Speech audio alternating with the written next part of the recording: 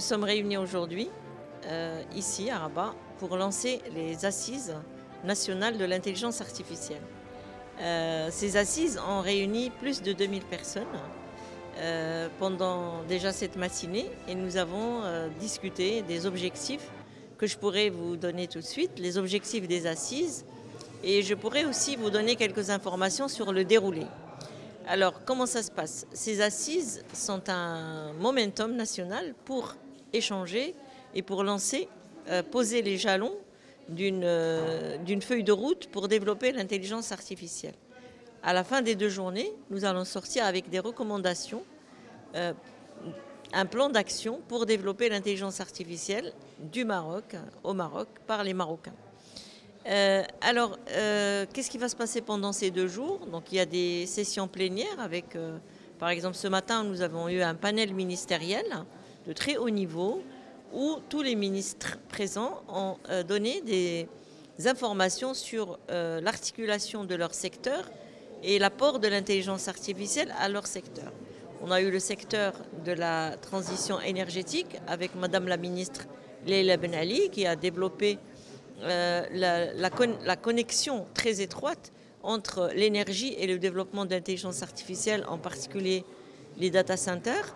Nous avons aussi la présence de Monsieur le ministre Skouri, qui nous a parlé de l'emploi et de l'impact de l'intelligence artificielle sur l'emploi et comment est-ce qu'il faut s'adapter avec les métiers du futur dans une ère où l'intelligence artificielle va être assez dominante.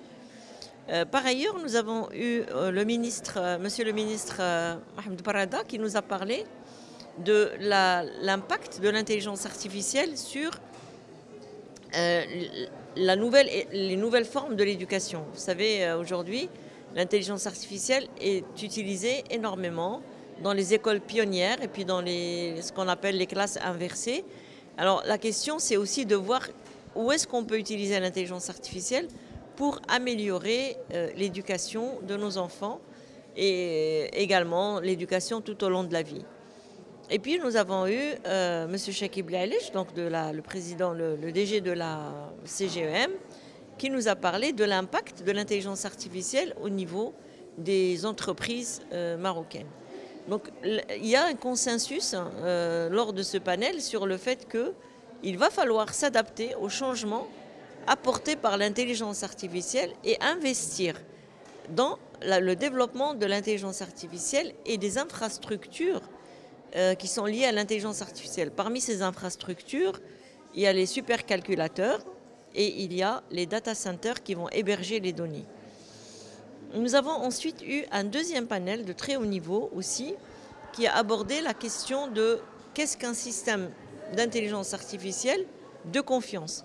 Comment est-ce qu'on veut construire des systèmes d'intelligence artificielle? Comment est-ce qu'on peut créer la confiance dans ces systèmes et s'accommoder avec?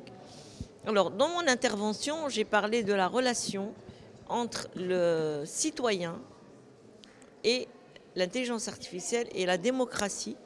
Comme vous le savez aujourd'hui, l'intelligence artificielle est utilisée, par exemple, dans le domaine de l'information, dans le domaine de la communication, dans le domaine de la cybersécurité, etc. Et tous ces systèmes-là d'IA peuvent être...